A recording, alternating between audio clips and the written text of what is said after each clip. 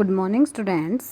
Our today's topic is water. ठीक है, इससे पहले हमने रफेज वगैरह स्टडी किया था, विटामिन्स मिनरल्स हमने सारे स्टडी कर लिए थे। तो नेक्स्ट हम स्टडी करेंगे वाटर कि हमारी बॉडी में जैसे हमारे प्रोटीन्स, विटामिन्स, ठीक है, मिनरल्स, कार्बोहाइड्रेट, फैट्स, ये इतने रिक्वायरमेंट हैं, ऐसे ही हमारी बॉडी में किसकी रिक्वायरमेंट है? वाटर की भी रिक्वायरमेंट है। तो देखो इसके अंदर our body is made up of about 70% water. सभी को पता है आपकी बॉडी कितने परसेंट वाटर से बनी होती है? 70% वाटर से। Water is required for all the body functions and maintain the body temperature, कि हमारे हर एक बॉडी फंक्शंस को करने में हेल्प करता है और उसके साथ साथ हमारी बॉडी का क्या बनाता है? मेंटेन करके रखता है, टेम्परेचर को मेंटेन करके रखता है। तो आपको पता है कैसे मेंटेन होता है हमारी बॉडी का टेम्परेचर? जैसे क्या होता है, समर में क्या होता है, ज़्यादा गर्मी ज़्यादा होती है, तो गर्मी ज़्यादा होने की वजह से आपकी बॉडी इससे क्या होता है? स्वेटनिंग होती है ना, स्वेटनिंग रिलीज, मतलब आपका स्वेट है वो रिलीज होता है, पसीना आता है आपकी बॉडी से। तो इसके बाद क्या करते हो आप? थोड़ा सा कूल फील करते हो। इट मीन्स आपका जो अंदर से जो टेम्परेचर है उसको क्या करके रखता है? वाटर मेंटेन करके रखता है। ठीक है, it is major component of blood and aids in digestion, कि हमारे जो ब्लड के अंदर भी सबसे ज़्यादा क्या प्रेजेंट होता है? वाटर प्रेजेंट होता है। और किस में हेल्प करता है? डाइजेशन में। एड्स का मीन्स क्या होता है? हेल्प्स। ठीक है, the blood loses water as the body loses water as sweat and urine, कि बॉडी क्या करती रहती है? वाटर को रिलीज भी करती रहती है। किसकी फॉर्म में? स्वेटनिंग की फॉर्म में और यूरिन की फॉर्म में। ठीक है, वॉशरूम वगैरह जाते हो आप तो क्या होता है? वाटर रिलीज होता है। Which helps to remove toxins from body, तो इससे क्या हो जाते हैं? आपकी बॉडी से क्या रिमूव होते हैं? टॉक्सिन्स। यानी टॉक्सिन्स क्या होते हैं? जो आपकी बॉडी में हार्मफुल सब्सटेंसेस प्रेजेंट होते हैं। ठीक है, जो आपके लिए किस में हेल्प करता है? साथ के साथ डाइजेशन, जो फूड की डाइजेशन है उसमें भी कौन हेल्प करता है? Water. The body loses water as sweat and urine and remove toxins from the body, कि आपकी बॉडी से जो एक्स्ट्रा मटेरियल है, ठीक है, जो आपकी बॉडी के लिए हार्मफुल हो सकता है, जो अनडाइजेस्टेड फूड है, ठीक है, उसके रिमूवल में कौन हेल्प करता है? आपका वाटर।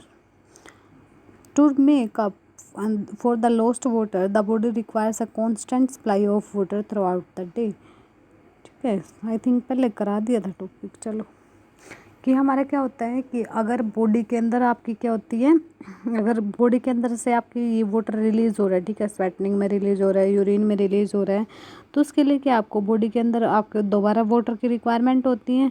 तो उसको बैलेंस बनाने के लिए हमें किसकी रिक्वायरमेंट होती है? दोबारा से वाटर की रिक्वायरमेंट होती है। तो हमें क्या करना पड़ेगा? उसको कंप्लीट करने के लिए हमें क्या करना पड़ेगा? उतना ही वाटर जितना हम रिलीज़ कर रहे हैं उससे डबल हमें क्या करना पड़ेगा? कंज्यूम।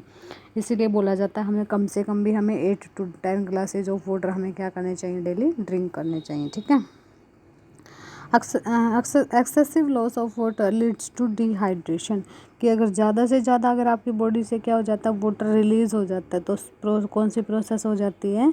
डिहाइड्रेशन। डिहाइड्रेशन मीन्स क्या हो जाता है? डी मीन्स क्या होता है? रिमूवल, और हाइड्रेशन वर्ड किसके लिए यूज हुआ है? यहाँ वाटर के लिए।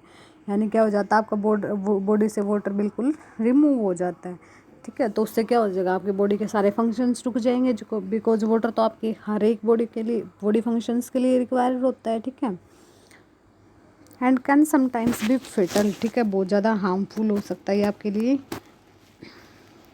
Other sources of water includes fruit, vegetables and milk. ठीक है, कि आपके फ्रूट्स के साथ, फ्रूट्स में क्या होता है? वाटर प्रेजेंट होता है। वेजिटेबल्स के अंदर भी क्या होता है? वाटर यूज़ होता है। मिल्क के अंदर भी क्या होता है? वाटर प्रेजेंट होता है हमारे। ठीक है, water is added to most cooked dishes, कि आप घर में कोई भी डिश बनाते तो उसमें क्या वाटर का तो यूज़ होता ही है। ठीक है, तो इसलिए उनके थ्रू भी आपकी बॉडी के अंदर क्या जाता रहता है? वाटर जाता रहता है।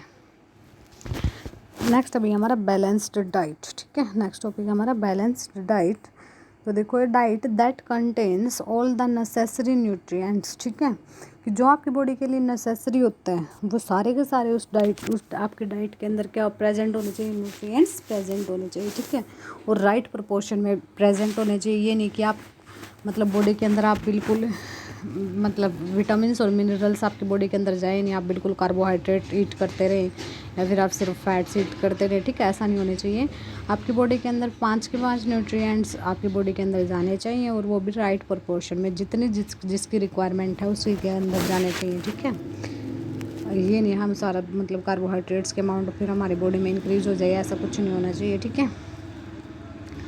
अगर आपकी क्या है बैलेंस, अगर डाइट आपकी बैलेंस्ड है तो क्या होगा, देखो न्यूट्रिएंट्स इन राइट प्रोपोर्शन का मीन्स क्या होता है, अमाउंट, ठीक है, राइट अमाउंट के अंदर होने चाहिए, ठीक अमाउंट में हो, तो इससे क्या होंगे हम, we will for us to stay healthy and fit is called a balance diet. तो किस में हेल्प करता है वो, स्टे एंड हेल्दी रहने में हेल्प करती है आपकी बैलेंस्ड डाइट, ठीक है।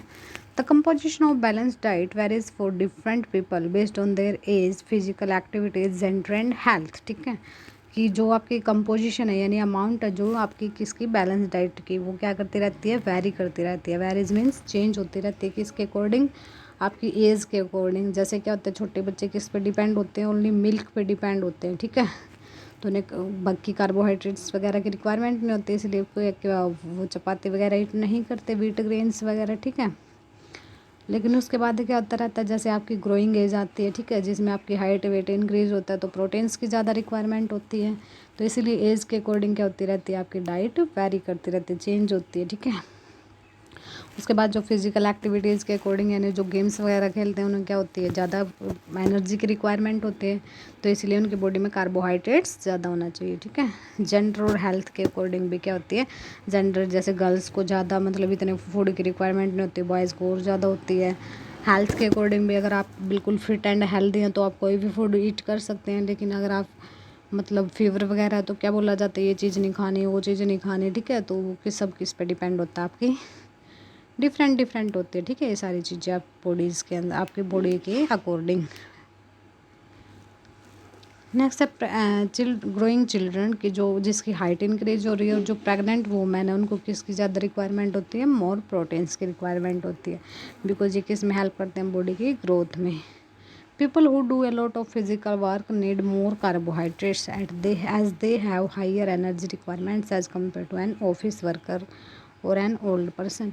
कि जो क्या करते हैं, पूरा दिन काम करते रहते हैं, पूरा दिन भाग दौड़ रहती है, वहाँ से वहाँ, तो उनको किसकी रिक्वायरमेंट होती है, ज़्यादा एनर्जी की रिक्वायरमेंट होती है। और एनर्जी गिविंग फूड कौन से, आपके कार्बोहाइड्रेट्स, ठीक है, या फिर फैट्स। तो उनको किसकी रिक्वायरमेंट होती है, कार्बोहाइड्रेट और फैट्स की, एज़ कम्पेयर टू कि एक ऐसा पर्सन है जो सारा दिन बैठा रहता है, उसको कोई मतलब सारा दिन चेयर पे बैठने का काम होता है, तो उसके किसकी इसकी रिक्वायरमेंट इतनी नहीं होती, ठीक है। पीपल्स हु आर अनवेल और recovering from an ailment should eat light and easy to digest.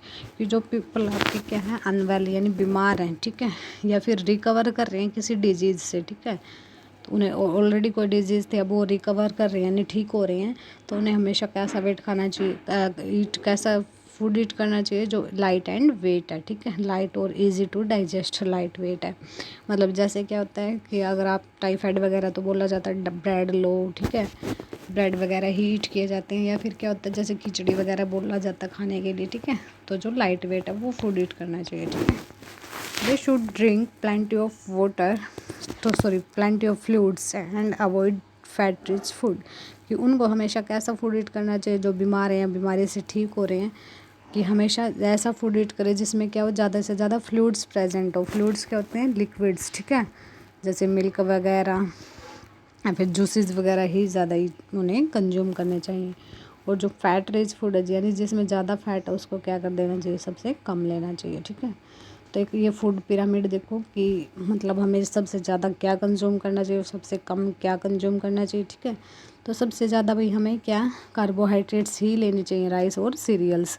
तो ये तो सभी के घर में ही होता है, सबसे ज़्यादा हम क्या किस पे डिपेंड होते हैं, कार्बोहाइड्रेट्स पे यानी व्हीट पे ही डिपेंड होते हैं।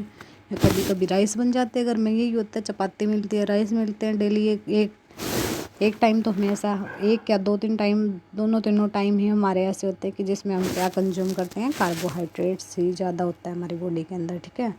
तो इसने भी बोला सबसे ज़्यादा हमारी बैलेंस डाइट में क्या शामिल इंक्लूड होना चाहिए, कार्बोहाइड्रेट्स, ठीक है।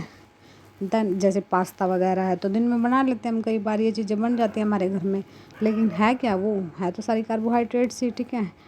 नेक्स्ट फिर भाई हमारी डाइट में क्या इंक्लूड होना चाहिए, फ्रूट्स एंड वेजिटेबल्स भी हमारी डाइट में सबसे ज़्यादा इंक्लूड होना चाहिए, ठीक है, डेली के डेली फ्रूट्स भी और वेजिटेबल्स भी। नेक्स्ट हम क्या ईट कर सकते हैं, मिल्क प्रोडक्ट्स, ठीक है, ये एग वगैरह, वेज नॉन वेज वो तो डिपेंड करता है आप पे, ठीक है। ये करना है या आपको ये करना है, ठीक है। लेकिन हमें इंक्लूड ज़रूर करना चाहिए अपने डाइट के अंदर। नेक्स्ट सबसे कम हमें क्या लेना चाहिए, फैट्स, ठीक है। जैसे बाहर के बिस्किट वगैरह, चिप्स वगैरह, तो सबसे कम हमें फैट्स इंक्लूड करना चाहिए हमारी डाइट में, ओके।